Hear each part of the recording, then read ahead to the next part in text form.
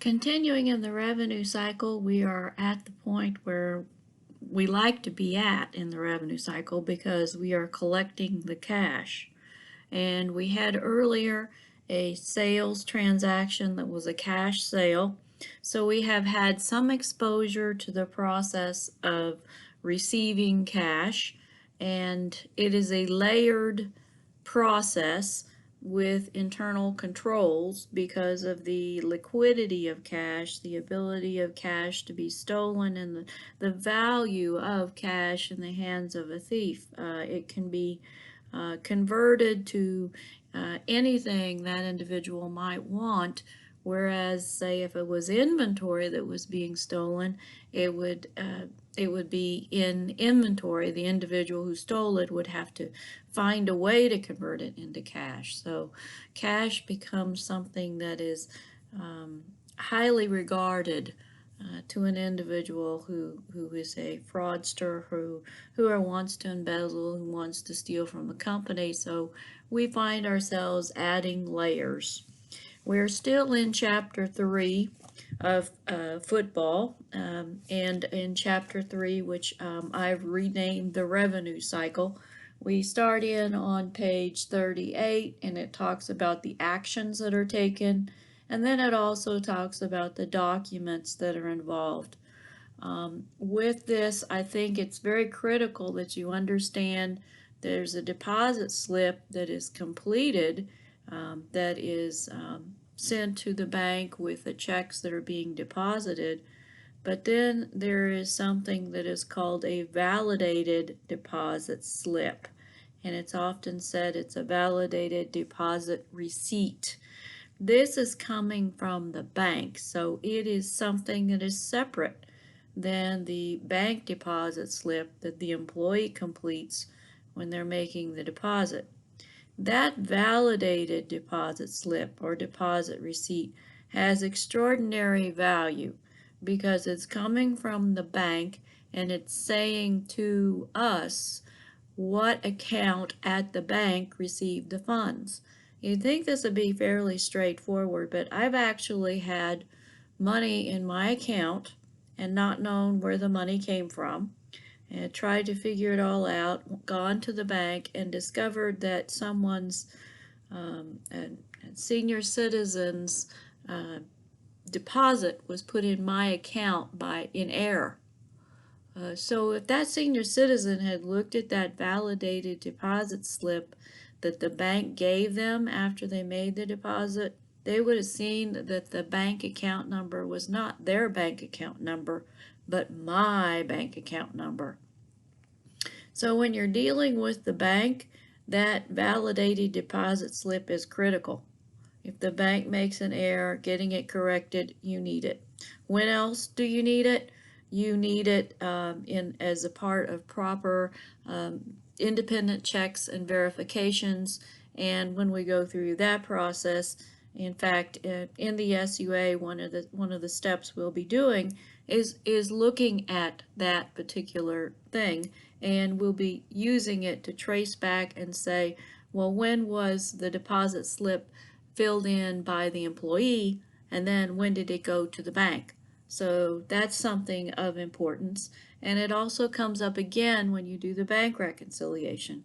So even though you don't have this listed here, it just says deposit cash, bank deposit slip. I want you to note that there are two forms of deposit slip. The deposit slip that the employee completes, and then really that confirmation that's coming from the bank that they give you in the moment you leave. When you leave the bank, they're going to give you that. So there's two deposit slips, both important. And again, they're going to list the cash receipts journal and the general ledger and all of this as documents, and I'm going to see those are just general accounting functions. Receiving cash on page 38, they have listed a remittance advice. That's the bottom part or the top part of a bill that a customer gets, and they tear it off and they send it in with their check. Oftentimes we don't do this now because we make our payments electronically. So at the end of this This PowerPoint voiceover will be talking about two alternatives to the way it's presented in your SUA packet. So two different ways cash receipts are handled today. So what we're going to do then is learn the different functions within it. The best way to look at the different functions, I'll say, is if you go over and look at your flow charts. Flow charts are in with ledgers in basketball, and this one is on page 21 where it lists cash receipts at the top. So we'll talk about that on page 21. I would tell you that we are going to have 4 functions, and when we see this, they only have 3. So they have left out accounting. If you were to draw a swim lane on this flow chart on page 21, that would be for accounting, and that is what needs to happen. Because we only have 3 employees at Warren Sports, the problem here is that we have to have an individual who is improperly doing 2 functions. So we should have 4 separate functions for proper segregation of duties. I went over the documents a little bit with you. We'll return to those. We need to talk about internal controls, and in the beginning of this PowerPoint I kind of explained the real need here. We have to secure this asset, and this asset is so liquid that it is prime for theft, okay? Then the alternatives again to the SUA, 2 of them we're going to talk about, be an integrated cash receipt system and electronic funds transfer. You know that as EFT, and you may see EFT in your bank statements when you look at it. So you've had a little bit of exposure. This is just talking about the systems behind those. The functions, the 4 functions. First of all, we have a mail room function. The mail room function is where the check that's coming in to you is what I call inventoried, because we need to trace that check as it goes through the organization. And, even after it gets to the bank, it gets traced because we do the bank reconciliation to make sure that it's showing up in the bank account. So what we're doing in this process is as soon as we make contact with the check, we are going to inventory and we're going to track it. So the checking in of the check is done in the mailroom. The mailroom function typically has 2 individuals opening the mail.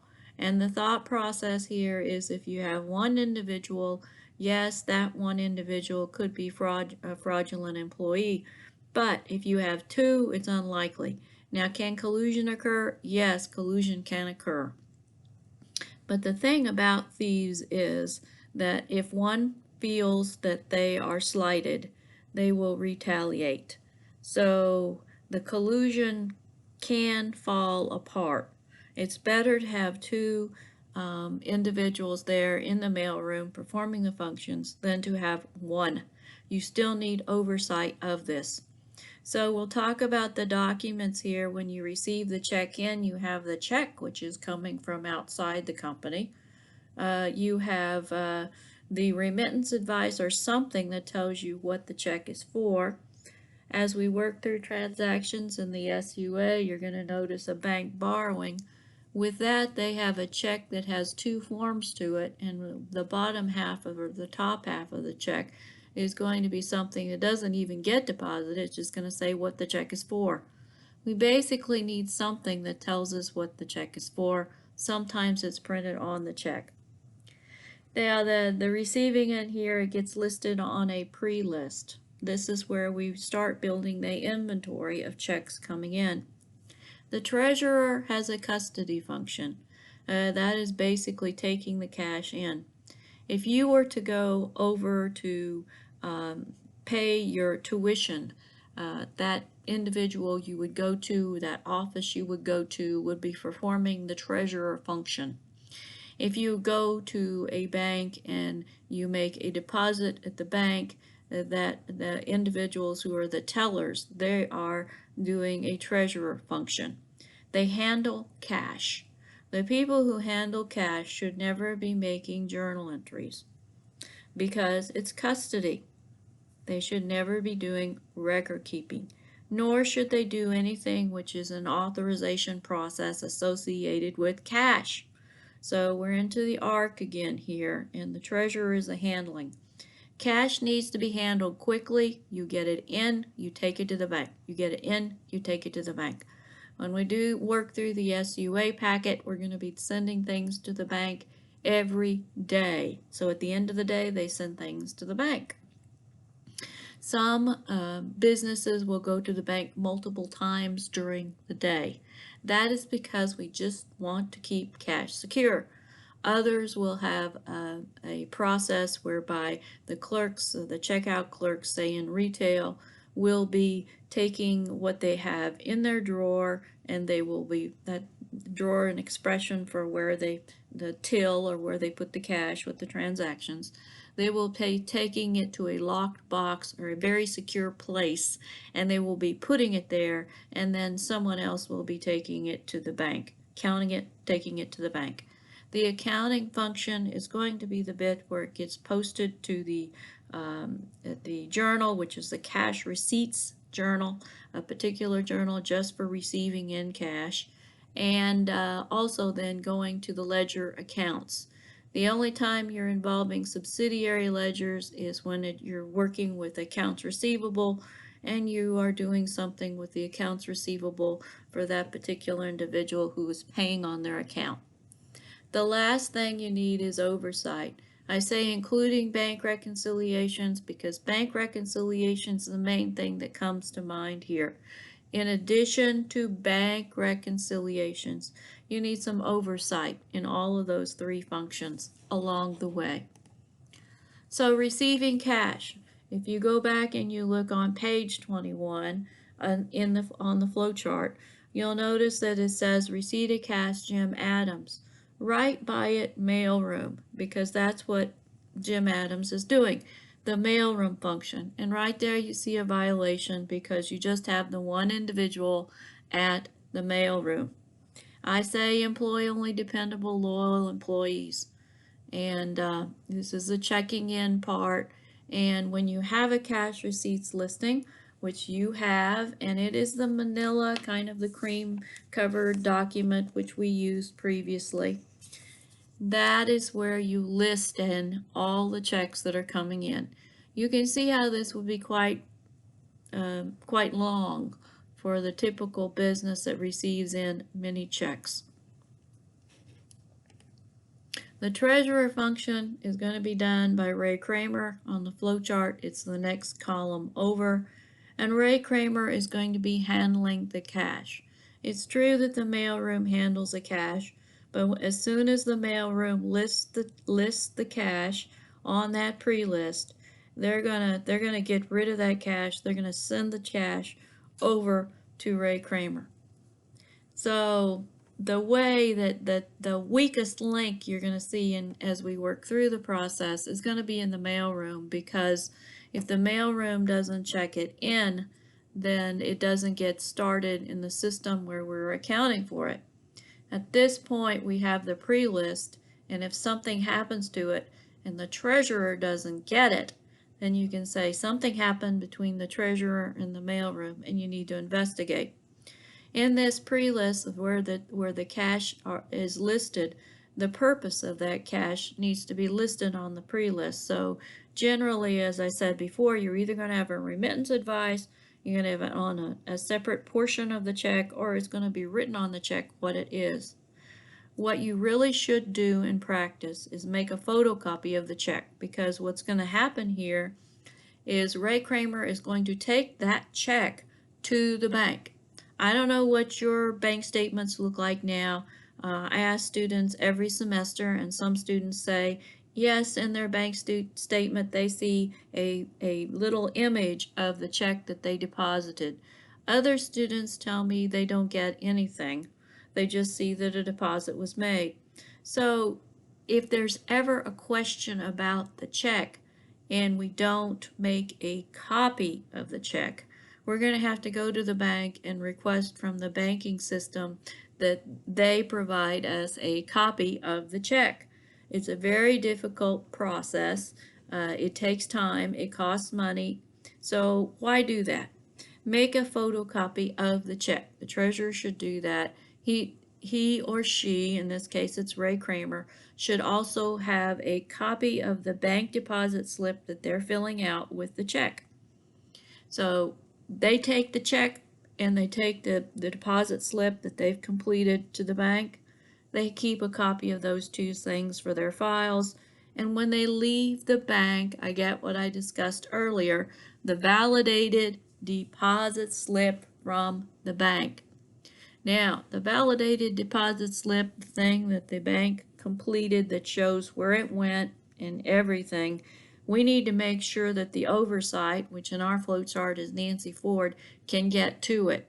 Either you're going to make a copy and send it to her, or you're going to make it available electronically. Somehow she needs to be able to get to the deposit slip that the bank gave you.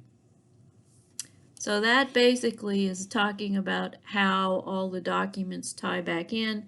Treasurer is a custody function. The next thing is accounting. This is the one that's missing on the flow chart. They squeeze it in there in the bottom and they have Jim Adams doing the accounting. Jim Adams is handling cash. Jim Adams is handling the checks. Anyone who handles it or has custody in it for any time period at all should not be doing record keeping. So that's a violation.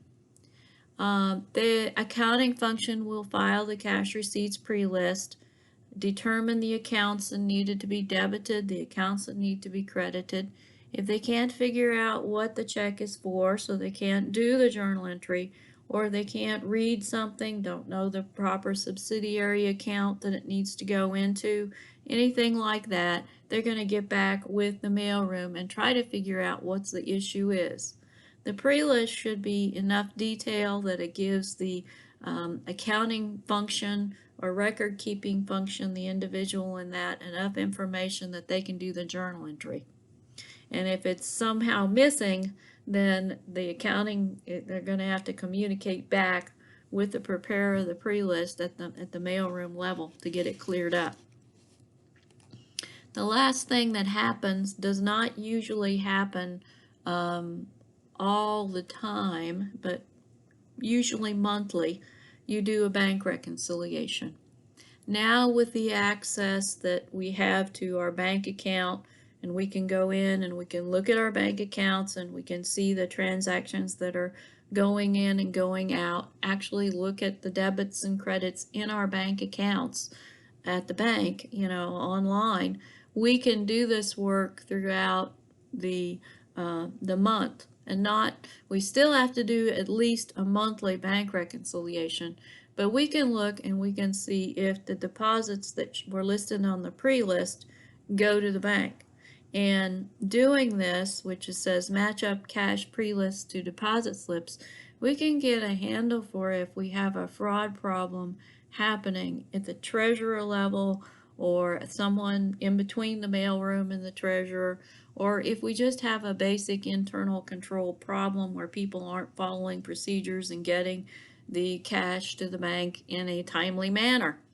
So all of these things we can check up on our cash receipts now along the way.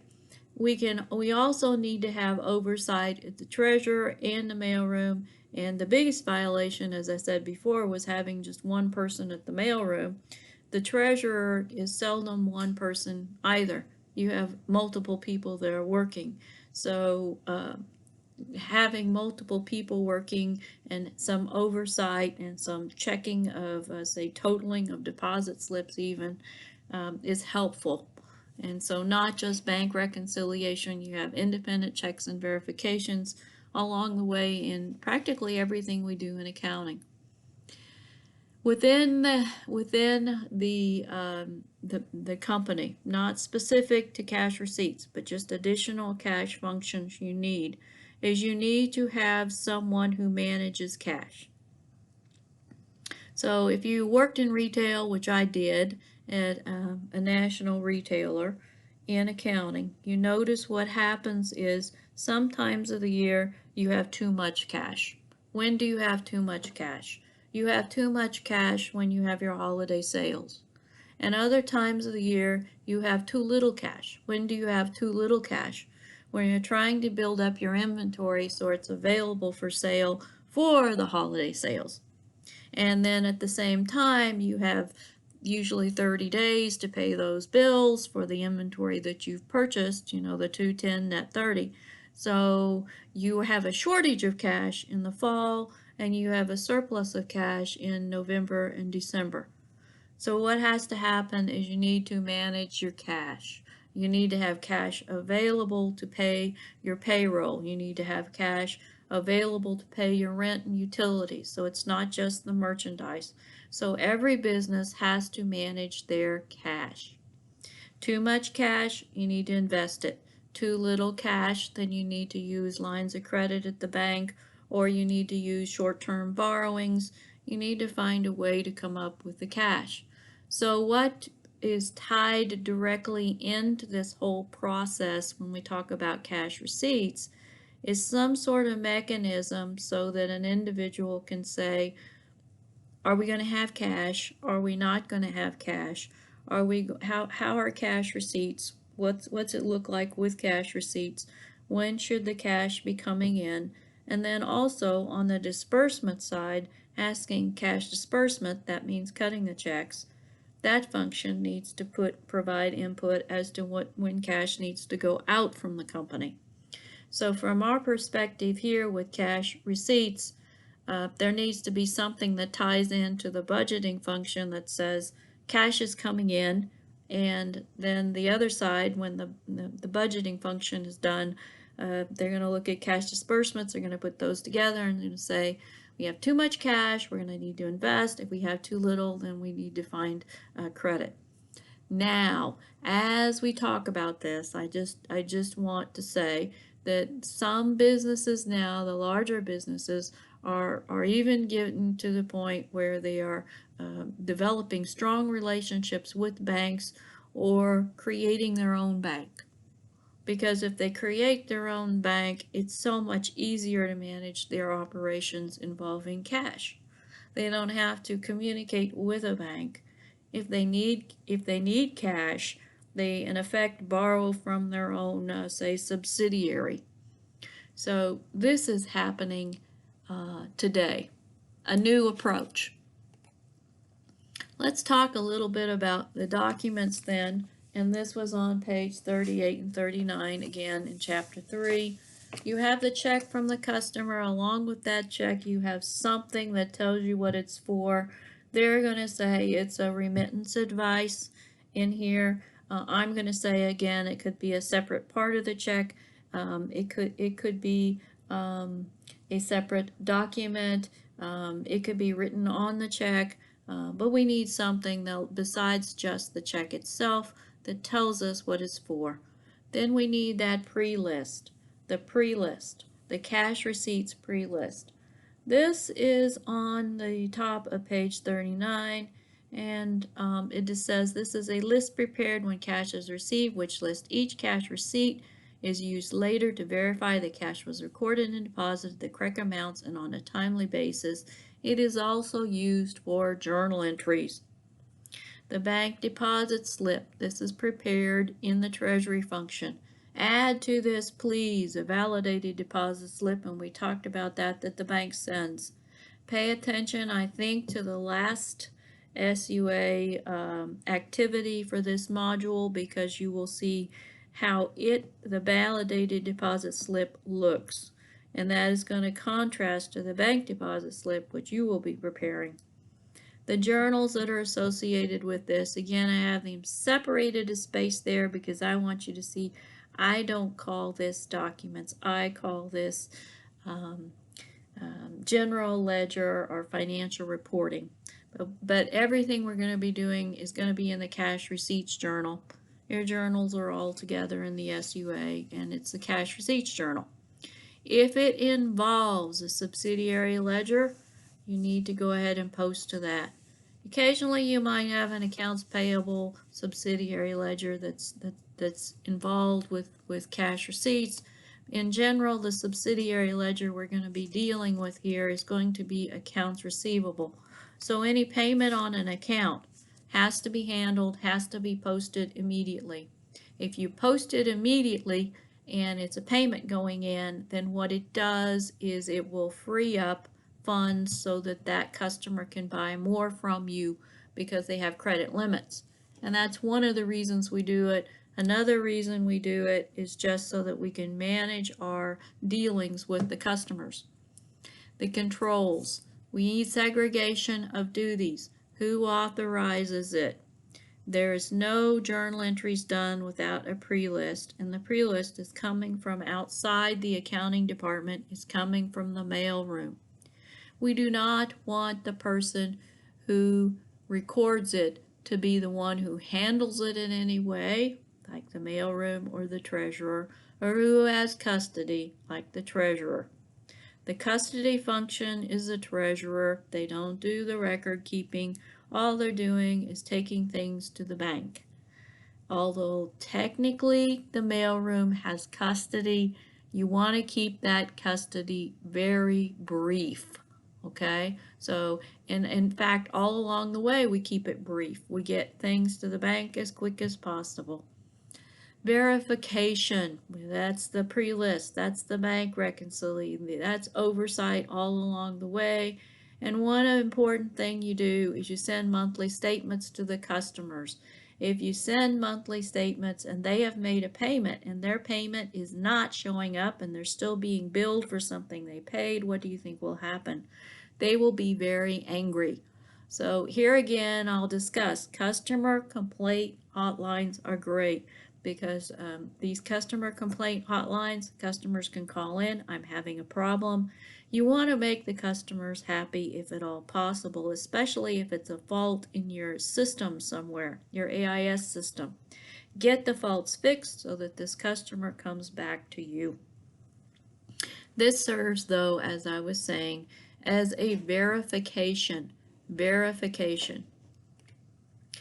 Advanced cash receipts systems. We have integrated cash receipts. We have electronic funds transfer. And I'm going to go through some visuals of this after I finish this PowerPoint. We're toward the end of the PowerPoint.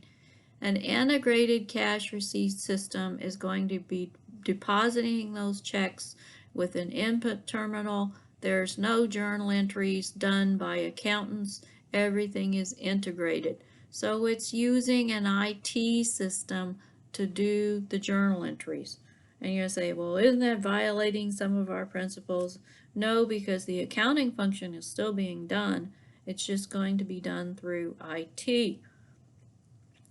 EFT systems, electronic fund transfer systems, these are the ones you sometimes see on your bank account. Say you're paying your utility bill or you're paying your credit cards and they're just taking the funds out of your bank account and you're not having to write a check. That's what an EFT really is. It is payment processing, and it is really two banking systems communicating. Now I'm going to tell you the problems. The problem here is if things don't match up from both sides, either on the EFT or the integrated cash receipts system, you need to have a way to, first of all, recognize you have a problem, and two, investigate. So you still have to have a reconciliation process that's done in either one of these systems. When I worked at a Fortune 500 company, and I worked with their proprietary credit cards, your case, which is coming up, you're having a case assignment, deals with what I saw when I worked there. They hired someone, a company, to handle their cash receipts. So the payments would come in, and they would not even, the company that had the credit cards wouldn't process those cash payments at all. There would be no handling of it, nothing. All we would get would be a notification that the checks were processed, and they would give us a listing, a posting of account numbers and our customers' account numbers and the payments that were received. And we would go in then and electronically it would post those to those customers' accounts. So it was all done electronically. Meanwhile, the processor with the checks that were coming in would be reading at the bottom the routing number. They would be picking up the amounts. They would be using check readers to get that, so they weren't even handling the checks. And that tape was then sent on through the Treasury, the banking system, I will say it that way, the banking system, and the money would be transferred from those cardholders' checking accounts and put in our checking account. So we didn't have mailroom. We did not have accounting except for reconciling, right? We did not have treasurer. And so all those functions ended up, like say, being farmed out. We paid someone else to do those functions for us. But even then, we have to have a way to handle what we called was fallout. Here are some examples of things that would go wrong. People would send in the remittance advice, and they would send in not the check, which should have been to us for the payment on the credit card. They would send in to us their rent check. So maybe they owed $50 on their credit card, but we would get a check for $450 that went through this payment company that's doing the work for us, right? The outside company. That's a problem. It's a problem for the customer. It's a problem because the balance on their account was only 50. Okay, that sort of thing happened. Maybe the reader read a number wrong. Okay, it's an electronic machine. Maybe the scanner read something wrong, right? It didn't take the money out of the customer's bank account because it read the router number improperly off of the check. That's a problem. So we'd have these problems, and the problems would have to be resolved. So even though the accountants were not doing the journal entries in the cash receipts journal, even though we didn't have a mailroom function, even though we didn't have a treasurer function, there was still work involved because we had to reconcile all those things. Another point I want to bring out, you often see these statements that on your bills that you receive, and it says do not send cash or coin. You can send checks but no cash or coin. Well, there's several reasons. If you have a mailroom function like we have in the SUA and cash or checks is sent in, very easy to the person who's opening the mail to pocket that, right? If you have a system like we had where it was an automated system that a provider was doing for us, and the check goes through the machine, it gets read. We know the bank account it comes out of. What happens when the envelope is open, and this is all done by machines, and there's bills? What happens to the bills? And it can't handle it. The answer is it cannot handle it. So I actually toured the facilities where they were handling the checks coming in with the remittance advice and the envelopes, and there were coins on the floor. I said, what happens at the end of the day? At the end of the day, most custodial crews are cleaning up trash. They're cleaning up the coins that have fallen on the floor. So what does this do to the customer? The customer sent their money in. They feel they've paid the bill. Are they going to be happy? And I told you customer happiness is important. They're not going to be happy.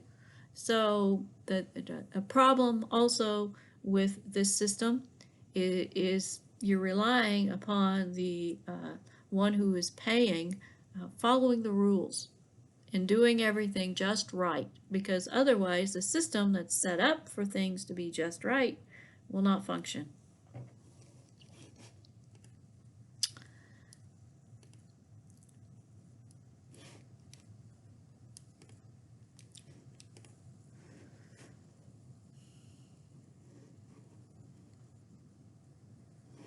I will get this a little bit larger so we can look at an EFT and discuss it a little more. Notice at the top we have a system here which is an accounts payable system, and they are going to be the ones that are paying. Then we have on the other side of it, we have a cash receipts. And if you'll recall from what we learned previously when we talked about accounts payable and accounts receivable, that they are two sides of the same transaction. So we have a purchasing company, we have a selling company, and we have the cash that's being transferred from the purchaser to the seller. The cash is all going through the banking system. So the banking system is handling this transfer. However, there are files. There are files kept here of the accounts payable, and on the other side there's a file kept of accounts receivable. These transmissions then are showing up in the EDI system and you still have to at the end reconcile what's going on in between the parties. So this looks very different from our flow chart that we had when we looked at our SUA. This is another flow chart, and this is an integrated cash receipts. In this system, you have a mailroom being done. You have a cash receipts being done. So my example, I said this, and then the treasurer also was really being processed by someone else. We hired someone else to do those things. Okay, with this, we have the mailroom function being done, we have the cash receipts function being done, and then we don't have the general ledger work being done. The general ledger work is being done, but it's being done within IT and not accounting. So you see your cash receipts system is receiving a record of this happening, and then it is then going and being processed and put in here, and management will get a report of things that are happening because hopefully everything is going to be happening in the same level of effectiveness, I should say. It's going to be more efficient. Same level of effectiveness as what we have in the USUA. I want you to see here though, again, accounting does get involved, not at this step where this journal entry is done. They get involved over here because you have a bank reconciliation. So we would say this would be the independent checks and reconciliation process. This is very important because, again, if something happens here in computer operations, something's not right, this is going to tell you you have a problem. So your strength is not going to be, or your internal controls are going to be different for this because it's not so much doing the journal entry work. You're going to assume that IT or computer operations is going to be doing that. But your independent checks and verifications part, the only thing in any way linked to accounting, is going to be where your strength needs to be here for this to function properly.